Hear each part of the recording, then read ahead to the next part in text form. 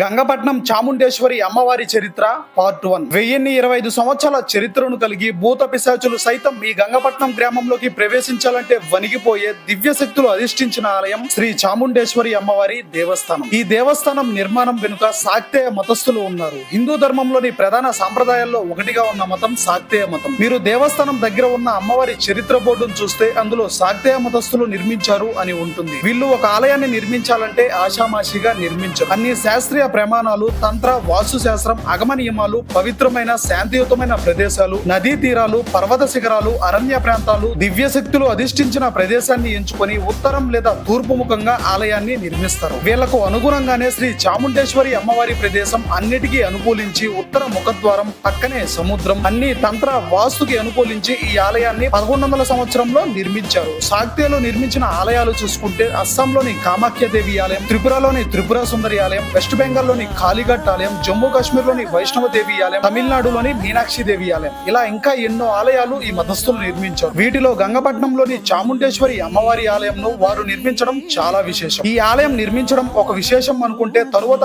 చాముండేశ్వరి అమ్మవారి శక్తిని ప్రతిష్ఠించడానికి కొన్ని వందల హోమాలు, అభిషేకాలు, పూజా కార్యక్రమాలు, మంత్రతంత్రాలతో, అన్నదానాలు, బ్రహ్మోత్సవాలతో ఆలయం మొత్తం ఒక వెలుగు వెలిగేలా పూజలు జరుపుతారు. భూత పిశాచులు సైతం దూరంగా ఉంటాయి ఈ ఆలయ శక్తికి. ఈ తల్లి చల్లటి దీవెనతో, అందుకే కాబోలు పచ్చని పంటలతో, చేపల రొయ్యల చెరువులతో, ప్రశాంత వాతావరణంతో, బీచ్ వాతావరణంతో సస్య శ్యామలంగా ఉంటుంది ఈ ఇందుకూరుపేట మండలం. ఇంత గొప్ప చరిత్ర గల ఆలయం మన నెల్లూరు జిల్లా కోవూరు నియోజకవర్గం గంగపట్నం గ్రామంలో ఉంది అంటే పూర్వజన్మల సుకృతం. అంగరంగ వైభవంగా ఉత్సవాలు జరుగుతున్న ఈ ఆలయంలో 415 సంవత్సరాల తరువాత అంటే 1515లో చంద్రగిరి రాజులు అయిన చెన్నప్పరాయుడు కాలంలో ముఖమండపమును, శ్రీ అమ్మవారి ఆలయం ద్వారపాలకులను పునఃప్రతిష్ఠ చేసినట్టు దక్షిణ ద్వారము పైన అచ్చ తెలుగులో రాయబడుచున్నది. ఈ చంద్రగిరి రాజుల ఆధ్వర్యంలో ఈ ఆలయం మరో స్థాయికి వెళ్ళింది. తరువాత కొన్ని వందల సంవత్సరాల తరువాత ఏం జరిగిందో తెలుసుకోవాలంటే నెక్స్ట్ రీల్ వరకు వెయిట్ చేయాలి. ఈ రీల్ ని మీ ఫ్రెండ్స్ అండ్ ఫ్యామిలీ మెంబర్స్ కు షేర్ చేసేయండి. సైనింగ్ ఆఫ్, మీ ఐ లవ్ బుచ్చిరెడ్డిపాలెం.